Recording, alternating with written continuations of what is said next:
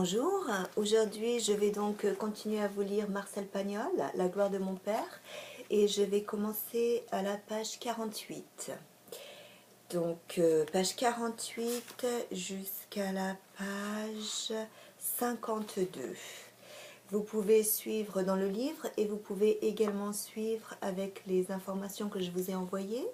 Vous pouvez regarder et chercher les sujets qui sont un petit peu difficiles et qui sont très culturels également, comme les crêpes de la Chandeleur qu'on va voir ici. Alors je commence. 2 années passèrent. Je triomphais de la règle de 3. J'appris, avec une joie inépuisable, l'existence du lac Titicaca, puis Louis X le hutin, hibou, chou, genou, caillou, et ses règles désolantes qui gouvernent les participes passés. Mon frère Paul, de son côté, avait jeté son abécédaire, et il abordait le soir dans son lit la philosophie des pieds nickelés. Une petite sœur nous était née, et tout justement pendant que nous étions tous les deux chez ma tante Rose, qui nous avait gardés 2 jours pour faire sauter les crêpes de la Chandeleur. Cette invitation malencontreuse m'empêcha de vérifier pleinement l'hypothèse audacieuse de Magie à Pan, qui était mon voisin de classe, et qui prétendait que les enfants sortaient du nombril de leur mère. Cette idée m'avait d'abord paru absurde, mais un soir, après un assez long examen de mon nombril, je constatai qu'il avait vraiment l'air d'une petite boutonnière, et avec au centre une sorte de petit bouton. J'en conclus qu'un déboutonnage était possible, et que Mangy à Pan avait dit vrai. Cependant, je pensai aussitôt que les hommes n'ont pas d'enfants. Ils n'ont que des fils et des filles, qui les appellent papa, mais les enfants venaient sûrement de la mère, comme les chiens et les chats. Donc, mon nombril ne prouvait rien. Tout au contraire, son existence chez les mâles affaiblissait grandement l'autorité de Mangy à Pan. Que croire?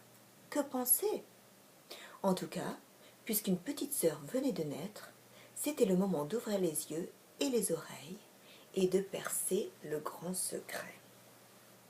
C'est en revenant de chez la tante Rose, comme nous traversions la plaine, que je fis, dans le passé, une importante découverte. Depuis 3 mois, ma mère avait changé de forme, et elle marchait le buste penché en arrière, comme le facteur de la Noël. Un soir, Paul, avec son air d'inquiétude, m'avait demandé « Qu'est-ce qu'elle a, notre Augustine, sous son tablier ?» Je n'avais su que lui répondre. Nous la retrouvâmes souriante mais pâle et sans force dans un grand lit. Auprès d'elle, dans un berceau, une petite créature grimaçante poussait des cris de mirliton. L'hypothèse de Magie à Pan me parut démontrée, et j'embrassai ma mère tendrement en songeant à ses souffrances au moment où il avait fallu déboutonner son nombril. La petite créature nous parut d'abord étrangère. De plus, notre mère lui donnait le sein, ce qui me choquait beaucoup et qui effrayait Paul. Il disait « Oh, elle nous la mange 4 fois par jour !» Mais quand elle se mit à tituber et à bégayer, elle nous révéla notre force et notre sagesse, et nous l'adoptâmes définitivement. L'oncle Jules et la tante Rose venaient nous voir le dimanche, et j'allais avec Paul déjeuner chez eux presque tous les jeudis. Ils habitaient un bel appartement, à la rue des Minimes. Il était éclairé au gaz. La tante faisait la cuisine au gaz, et elle avait une femme de ménage. Je remarquai un jour avec surprise que ma chère tante Rose se gonflait à son tour, et je conclus immédiatement à un prochain déboutonnage. Ce diagnostic fut bientôt confirmé par une conversation dont je surpris quelques bribes entre ma mère et mademoiselle Guimard. Pendant que le boucher découpait un beau beefsteak de 4 sous dans la pièce noire, elle dit avec inquiétude « Les enfants de vieux, c'est toujours délicat. »« Rose n'a que 28 ans, protesta ma mère. Pour un premier enfant, c'est déjà beaucoup. Et n'oubliez pas que son mari en a 40. 39, dit ma mère. 28 et 39 font 67, dit mademoiselle Guimard. Et elle hochait la tête, pensive et maléfique. Un soir, mon père nous annonça que maman ne rentrerait pas à la maison, parce qu'elle était restée auprès de sa sœur, qui n'était pas bien. Nous dînâmes tous les 4 en silence, puis j'aidai mon père à coucher la petite sœur. Ce fut une opération difficile à cause du pot, des langes et de notre peur de la casser. Tout en tirant sur mes chaussettes, je dis à Paul, « La tante Rose, ils sont en train de la déboutonner. » Il lisait dans son lit ses chers pieds nickelés et il ne me répondit pas. Mais j'avais résolu de l'initier au grand mystère et j'insistais. « Est-ce que tu sais pourquoi ?»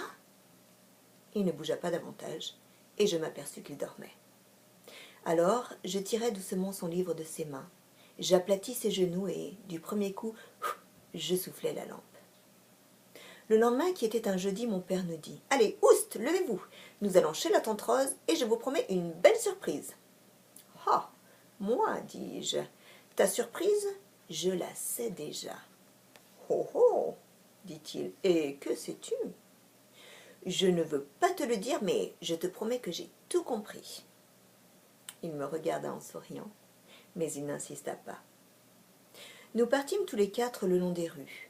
La petite sœur était drôlement attifée, dans une robe que nous avions boutonnée par devant, et nous n'avions pas pu la coiffer à cause de ses hurlements. Une grande inquiétude me tourmentait. Nous allions voir un enfant de vieux. Mademoiselle Guimard l'avait dit, mais elle n'avait rien précisé, sauf qu'il aurait 68 ans. J'imaginais qu'il serait tout rabougri, qu'il aurait sans doute des cheveux blancs, avec une barbe blanche comme celle de mon grand-père, plus petite évidemment, et plus fine, une barbe de bébé. Ça ne serait pas beau, mais il fallait peut-être parler tout de suite et nous dire d'où il venait. Ça, ce serait intéressant. Je fus tout à fait déçue. On nous mena embrasser la tante Rose dans sa chambre. Elle avait l'air parfaitement reboutonnée, quoique un peu pâle. Ma mère était assise sur le bord du lit et entre elles il y avait un bébé sans barbe ni moustache, et sa grosse figure joufflue dormait paisiblement sous une crête de cheveux blonds. « Voilà votre cousin !» dit ma mère à voix basse. Toutes deux le regardaient, émues, émerveillées, ravies, avec une adoration si exagérée.